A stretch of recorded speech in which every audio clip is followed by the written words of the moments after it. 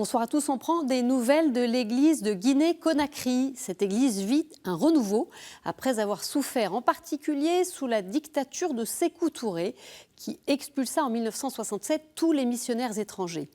Deux nouveaux diocèses viennent d'être créés. L'église guinéenne en compte désormais 5. Quelles sont ses forces vives ?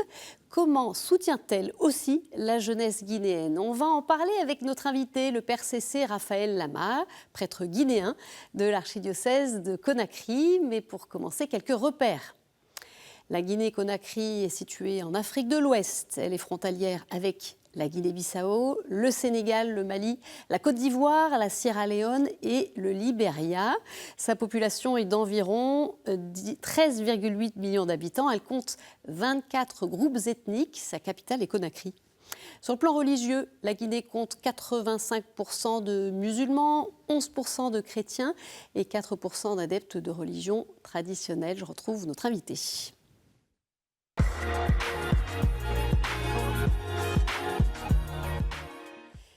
Père Cessé Raphaël Lama, merci d'être avec nous. Merci. Alors, quelques mots pour faire connaissance. Donc, vous êtes originaire du diocèse de Nzérékoré, qui est situé dans le sud-est de votre pays. Après des études au grand séminaire de Bamako au Mali, vous avez été ordonné prêtre en 2013 pour l'archidiocèse de Conakry. Vous serez ensuite pendant 10 ans en mission, affecté dans différentes paroisses, jusqu'en 2023, où votre archevêque vous envoie en France en mission d'études à l'Institut catholique de Paris. Vous êtes dans les Hauts-de-Seine également, en paroisse. Les Hauts-de-Seine, c'est ça, dans les paroisses d'Anières-Nord, d'Anières-Centre, autant pour moi. Alors, Père, on revient évidemment sur un cadre un peu, le contexte un peu général de la Guinée en ce moment, avant que vous nous parliez spécifiquement des chrétiens. Alors, la Guinée, c'est un pays qui a des richesses immenses, hydriques, également minières. Un tiers des réserves mondiales de bauxite, d'or, de diamants, de fer et d'uranium se trouvent en Guinée-Conakry. Et pourtant, c'est un des pays les plus pauvres au monde. Pourquoi, Père, selon vous ? Mais oui, c'est vrai. Parfois, la réalité ne correspond pas forcément avec ce que les populations vivent. Alors, on a eu des situations politiques qui n'ont pas toujours favorisé, justement, à ce que la population puisse bénéficier des immenses richesses du pays. Et donc, chaque régime qui vient essaye de faire un peu, le peu qu'il peut, mais beaucoup de situations, en tout cas, font que la population continue malheureusement de ne pas bien profiter des richesses de son sous-sol. Alors, que vivent les chrétiens aujourd'hui en Guinée-Conakry ? Alors justement, mais malgré toutes ces situations de misère, les chrétiens vivent dans la joie au quotidien, grâce aux célébrations eucharistiques, l'adoration eucharistique, le rosaire, les dévotions mariales et les dévotions aux saints. Comment vous expliquez cette vitalité ? J'ai l'impression qu'il se passe beaucoup de choses dans votre église. Oui, alors il se passe beaucoup de choses et je pense que ce sur quoi on peut s'appuyer beaucoup, c'est la jeunesse de cette église. La majorité, elle est vraiment juvénile. Et cette jeunesse, on le dit souvent que c'est l'avenir de demain, mais en même temps, nous pensons que c'est l'avenir d'aujourd'hui parce que et les prêtres et les fidèles, la majeure partie aujourd'hui est très jeune. Alors, ça veut dire quoi aujourd'hui d'être catholique en Guinée-Conakry, dans un environnement musulman majoritairement ? Oui, dans un environnement musulman, il est vrai que les catholiques ne sont pas les seuls chrétiens, mais dans un environnement musulman, les catholiques ont cette responsabilité justement d'annoncer davantage le Christ. Et justement, je pense que les autres adeptes des autres religions ont assez d'estime pour les chrétiens catholiques, notamment en Guinée, dans les administrations, dans la vie courante. Ils sont témoins de la non-violence, témoins de la justice, témoins de la paix, de la vérité. Et toutes ces valeurs évangéliques font que, sans exagérer, les catholiques, les chrétiens sont aujourd'hui en tout cas un espoir pour ce pays. Un espoir. Alors la Guinée, on le sait, elle est dirigée par une junte militaire depuis septembre 2021. Dans ce contexte, justement, voilà, quel rôle jouent les chrétiens et plus largement les responsables religieux du pays? Alors il faut saluer les efforts vraiment considérables de l'archevêque de Conakry, Monseigneur Vincent Coulibaly, bien sûr en collaboration avec les autres évêques de la conférence épiscopale, qui est sollicité par le gouvernement de transition pour pouvoir organiser et co-présider les dialogues qui se tiennent, les assises nationales, les dialogues avec toutes les entités sociales. Sont-ils écoutés, justement, ces responsables? Et oui, ils sont vraiment écoutés, d'autant plus que ce sont eux les responsables politiques qui les envoient en mission. Et en tout cas, c'était leur demande. C'était leur demande. Oui. Et l'archevêque avec le premier imam de la mosquée Faïsal de Conakry sont les coprésidents et ils mènent pas mal de missions. Et cela est vraiment une chance aussi pour le pays parce que, en même temps qu'au niveau politique, les deux apportent vraiment leurs expériences, leur sagesse. De l'autre côté, les deux contribuent quand même à renforcer les liens entre les chrétiens et les musulmans. Qu'est-ce que vous diriez du climat aujourd'hui dans votre pays et quelles sont les attentes des chrétiens? Alors, le climat, du point de vue sociopolitique, le climat n'est pas assez facile puisque ces derniers temps, depuis décembre pratiquement, les populations, notamment à Conakry, souffrent de beaucoup de pénuries, de carburant, d'électricité, parce qu'il y a eu l'incendie du dépôt d'hydrocarbures à Conakry. Où l'église a été touchée d'ailleurs. L'église, voilà, l'archevêché, les bureaux de l'archevêché. Et à côté de l'archevêché, il y a la paroisse Saint-Joseph-Ouvrier. Dans la nuit du 17 au 18 décembre. Voilà, c'est ça. Et l'église a été fortement endommagée. Donc il y a toutes ces situations. Mais je pense que, je le disais, les catholiques, ils sont l'espoir quelque part.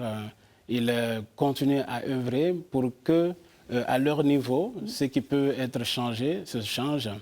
Et au niveau de l'administration, il y a pas mal de chrétiens catholiques qui, en tout cas, sont comme des témoins de l'Évangile, qui essayent d'apporter le meilleur d'eux-mêmes et nourris de l'Évangile à ce niveau. Alors justement, on va parler de ces chrétiens aujourd'hui, de cette église, de ce visage d'église, un visage qui évolue puisque, je le disais, 2 nouveaux diocèses viennent d'être érigés ces derniers mois, Guékédou et Boké. Tout d'abord, pourquoi? Voilà, il faut reconnaître que jusqu'au 29 juin 2023, la Guinée avait que 3 diocèses, alors que les premiers missionnaires sont arrivés en 1877. C'était des spiritains? Des spiritains, voilà, à Bofa. Et donc, depuis ce temps, le nombre de chrétiens n'a pas cessé d'augmenter, le dynamisme des chrétiens n'a pas cessé de se faire constater sur le terrain, beaucoup de conversions. Et avec l'étendue immense du pays, donc, il était quand même parfois difficile pour nos pères évêques, malgré, en vertu de leur bonne volonté, de pouvoir vraiment aller dans tous les confins du pays. Et donc la création de ces 2 diocèses-là sont comme vraiment une occasion, une grâce pour pouvoir justement aller dans les confins, justement afin d'atteindre les chrétiens qui s'y trouvent. Alors, qui dit nouveau diocèse dit nouveaux évêques. Oui. Il y a eu tout d'abord l'ordination de Monseigneur Sandouno à Guékédou. On va en voir quelques images justement de cette célébration d'ordination. Oui. Dites-nous, qui est-il brièvement? Alors, Monseigneur Sandouno, il est originaire de Guékédou. Il a suivi sa formation au Grand Séminaire de Bamako. Et donc, il était prêtre du diocèse de Kankan. Justement, le diocèse de Kankan s'étendait jusqu'à Guékédou et dans les villages de Guékédou. Donc, il servait là depuis un certain temps, depuis son ordination. Et Monseigneur Sandouno est un fils du pays. Il connaît bien le terrain, il connaît bien les paroissiens, il connaît bien l'Église, en tout cas, dans ce côté de la Guinée. Et puis, l'ordination, ça c'était ces jours-ci, le 27 avril, je crois, 27 avril, à Boké, Monseigneur Tengiano. Monseigneur Tengiano Moïse. Alors lui aussi, voilà, prêtre de l'archidiocèse de Conakry. Vous le connaissez du coup? Oui, je le connais. En fait, les deux, on les a trouvés Oui. au grand séminaire, mais bon, ils étaient Oui. déjà assez avancés. Et Oui. ils étaient vers la fin de leur formation. Donc, Oui. on a bien côtoyé. C'était des grands frères et on a été très heureux que le Seigneur les ait choisis pour justement diriger ces deux diocèses. Et nous prions pour eux pour que justement le Seigneur continue de les fortifier. Alors, vous évoquiez le séminaire où vous êtes allés, hein, chacun Oui. à Bamako, au Mali, parce qu'à l'époque, il n'y avait pas de grand séminaire en En Guinée, Guinée, Conakry. bon. Ça n'est plus le cas depuis 2008. Il y a 2008, eu c'est la ça. création du grand séminaire interdiocésain Benoît XVI. Benoît XVI. Dites-nous un peu où en sont les vocations. Est-ce que ça a eu un impact? Parce que vous restez une petite église, on le Oui. disait, et Oui. il y a eu cette histoire aussi douloureuse de l'expulsion des missionnaires. Oui, hélas, oui, oui. Alors, donc, avec le grand séminaire, ça a été vraiment une immense inouïe que la Guinée ait un grand séminaire interdiocésain. Donc, au début, c'était les 3 diocèses et maintenant, on aura bientôt les séminaristes venus des 5 diocèses. Et depuis un certain temps, chaque année, au moins, on a une vingtaine d'ordinations sacerdotales Au niveau national. au niveau national. Et l'année dernière, on avait 25 ordinations de prêtres. Et cette année, au Grand Séminaire, il y a 73 grands séminaristes, avec 11 qui sont en fin de formation. Les vocations, elles se poursuivent, elles se vocations, développent. elles se développent, elles Oui. se poursuivent, parce que non seulement les évêques ils mettent vraiment tout le prix qu'il faut, ça leur tient à cœur, mais les fidèles aussi ont conscience que vraiment l'Église a besoin de vocations sacerdotales et religieuses, notamment les femmes qui jouent un grand rôle dans le soutien justement de ces vocations. On les appelle des mères des vocations. Et voilà, les fidèles en ont besoin, ils ont compris qu'il leur faut des prêtres, des religieux, des religieuses, et vraiment, ils participent à leur formation, à leur soutien. Et vous évoquiez ces mères de vocation, ces Guinéennes. Oui. Et c'est quoi leur place, leur rôle dans l'Église aujourd'hui en Guinée? Je peux dire que la majorité des chrétiens, eh bien, ce sont des femmes. Ce sont ces mères chrétiennes.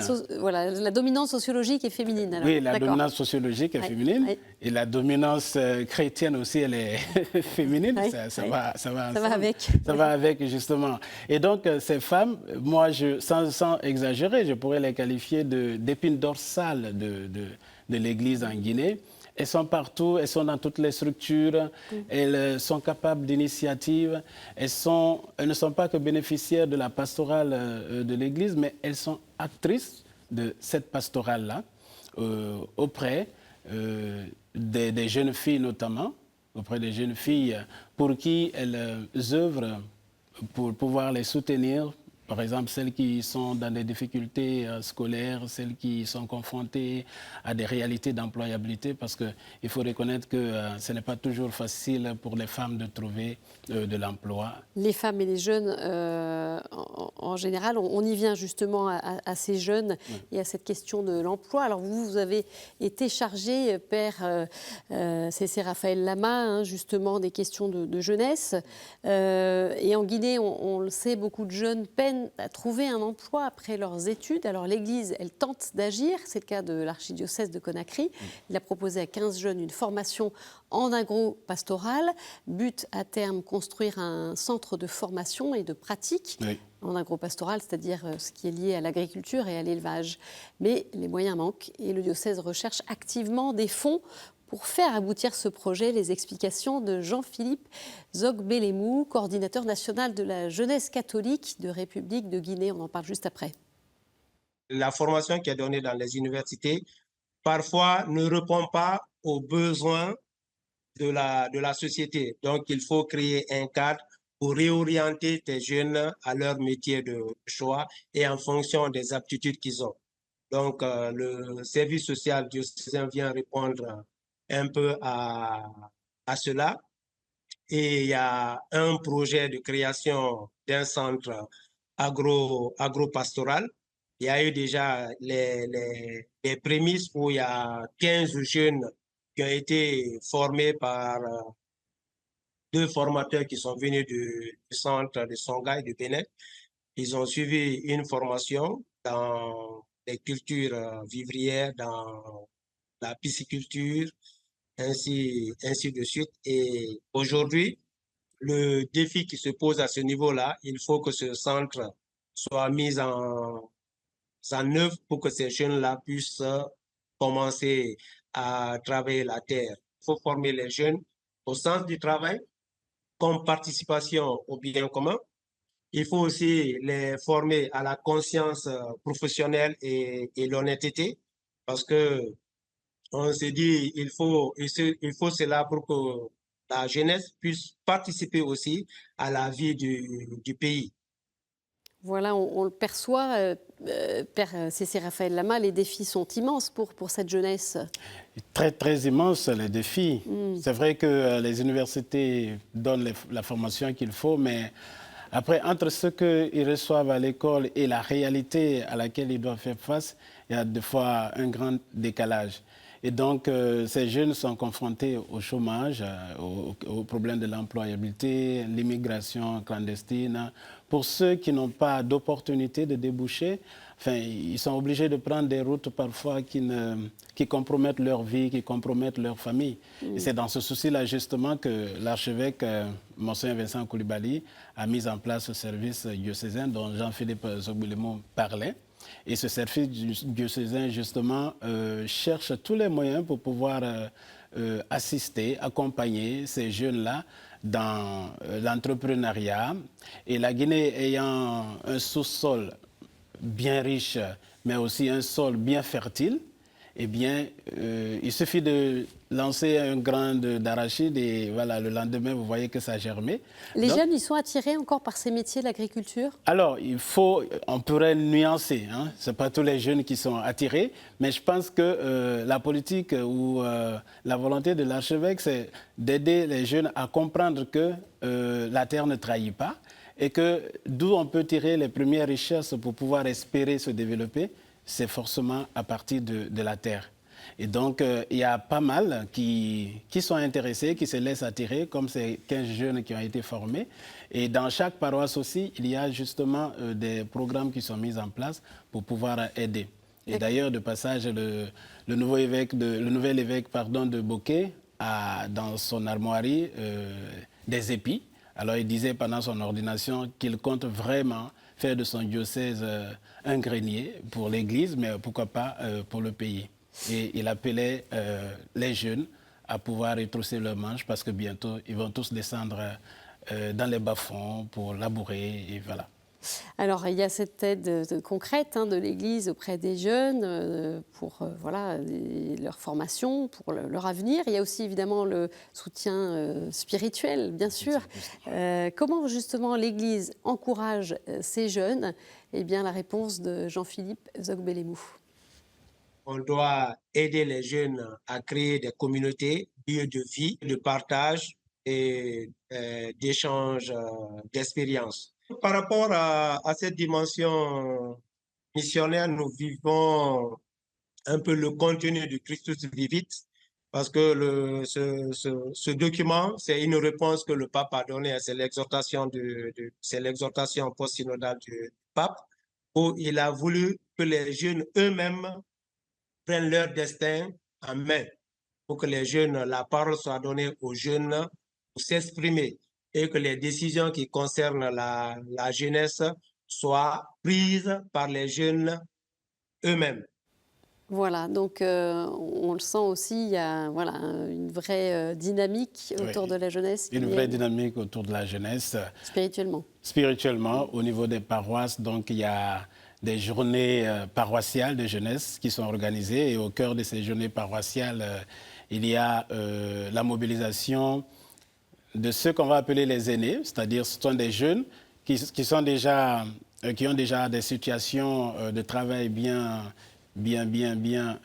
rémunérées et qui ont des compétences qui viennent quand on les sollicite pour pouvoir apporter leur savoir à leurs jeunes frères.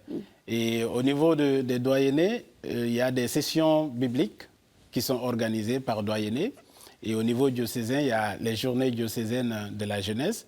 Et au cœur de ces journées diocésaines, justement, il y a beaucoup de conférences organisées pour pouvoir aider les jeunes à pouvoir grandir spirituellement, humainement, moralement et intellectuellement aussi, parce que forcément, c'est par la spiritualité, par la formation intellectuelle, par la formation humaine qu'ils peuvent faire face aux défis de notre monde aujourd'hui et particulièrement aux défis de la Guinée, de leur pays.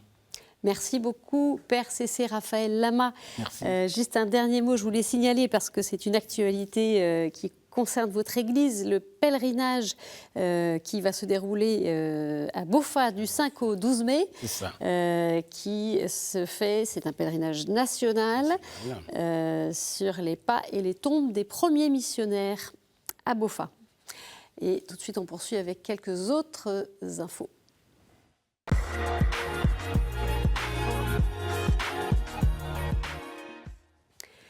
Et pour commencer, direction la Côte d'Ivoire, où un pèlerinage national s'est tenu ce mercredi 1er mai en hommage à Monseigneur René Kouassi, le premier prêtre ivoirien de l'histoire du pays, pour marquer le 90e anniversaire de son ordination sacerdotale. Plusieurs centaines de membres du clergé ivoirien, accompagnés de laïcs, se sont rendus dans son village natal d'Abli, dans le diocèse de Yamoussoukro, au centre du pays, l'occasion de rendre hommage à cette figure historique de l'Église ivoirienne et d'offrir un temps spirituel au clergé local qui compte près de 2000 membres. En RDC, la conférence épiscopale nationale du Congo, la CENCO, a appelé au calme après l'ouverture d'une information judiciaire à l'encontre du cardinal Fridolin Ambongo, qui suscite de vives réactions dans le pays. Dans un communiqué publié le 30 avril, la CENCO dit suivre avec attention cette situation tout en affirmant que le dossier est traité de manière responsable avec les autorités compétentes dans le respect des textes légaux du pays, y compris de l'accord cadre entre la RDC et le Saint-Siège, qui garantit un régime de collaboration loyale et sincère entre l'Église catholique et l'État. Le cardinal Ambongo est accusé de propos séditieux lors d'interviews et de sermons et de ne pas avoir répondu à l'invitation par courrier du procureur général près la Cour de cassation. La chancellerie de l'archidiocèse de Kinshasa précise avoir bien reçu une lettre avec une invitation pour le cardinal, mais qu'il était alors en déplacement à l'étranger et n'a donc pas pu y répondre. Et cette autre information, toujours en RDC, le pasteur pentecôtiste Maja Jira Boulangalir, enlevé avec son épouse par des hommes armés le 27 avril au sud Kivu, a été libéré dans la soirée du 1er mai. On termine avec cette nouvelle depuis la Birmanie, une nouvelle porteuse d'espérance, l'ordination du premier prêtre birman pour la société missionnaire de Saint-Colomban. Le père François-Xavier Lahoung a été ordonné le 1er mai sur le campus universitaire de Michina à Saint-Luc, capitale de l'État Kachin. Les prêtres de Saint-Colomban, pour la plupart originaires d'Irlande, travaillaient en Birmanie jusqu'à l'expulsion des missionnaires en 1962 par la dictature militaire. En 2017, seuls quelques prêtres sont revenus. Tout de suite, c'est la chronique du Monde.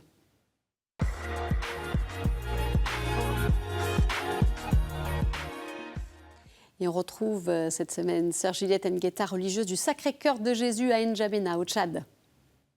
Bienvenue au pays de Toumaï, Toumaï qui veut dire espoir de vie. En langage chrétien, nous parlerons de l'espérance. Le thème d'aujourd'hui porte sur l'espérance. Pourquoi nous parlons de l'espérance? Parce qu'en regardant les réalités quotidiennes tchadiennes d'aujourd'hui, d'un côté, c'est les campagnes pour les élections présidentielles. Nous avons 10 personnes qui se préparent à être élus comme président du Tchad. Du coup, beaucoup d'argent sont mis au service des campagnes pour les élections. Dans la réalité de chaque jour, c'est l'austérité du climat. Il fait extrêmement chaud et il y a beaucoup de cas de décès. Les morgues sont débordées. On ne peut plus garder une personne qui est morte à la morgue parce qu'il n'y a plus de place. Oui, l'Église est prise entre sensibiliser les gens à avoir une conscience et voter avec leur conscience et accompagner les fins de vie et les personnes qui sont en deuil. Oui, l'Église est devenue prophétique, une Église prête au service du peuple tchadien pour accompagner aux élections et pour accompagner les personnes qui vivent dans les difficultés, l'épreuve de la mort et de la maladie pour la gloire de Dieu. L'Église est devenue un signe d'espérance pour les Tchadiens aujourd'hui. Merci sœur Juliette. J'ajoute que Église du Monde sera consacrée au Tchad le jeudi 16 mai. Voilà, c'est la fin de cette édition. Merci beaucoup de l'avoir suivie. Vous pouvez la retrouver sur notre site, mais aussi les réseaux sociaux et sur KTO Radio, sur le DAB+. Je vous souhaite une très bonne semaine et je vous dis à jeudi.